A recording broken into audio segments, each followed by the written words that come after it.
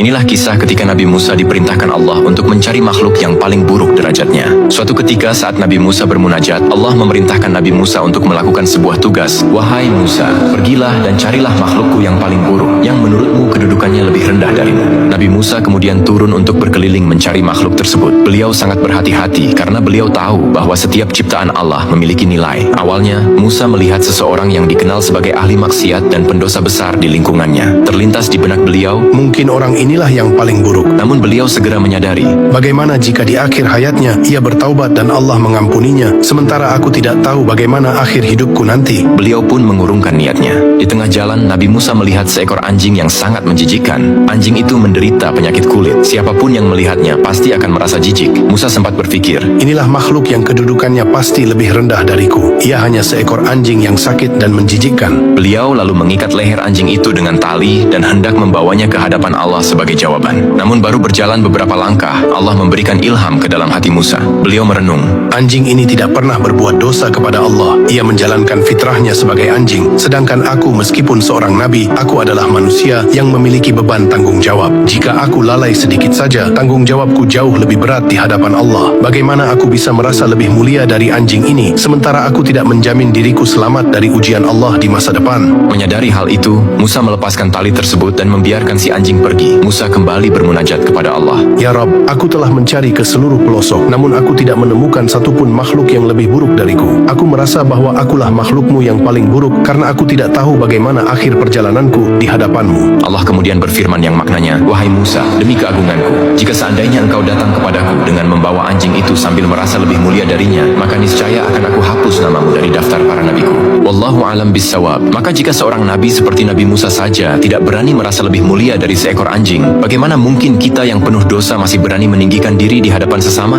Ketik astagfirullah di komentar, semoga kita dijauhkan dari kesombongan diri.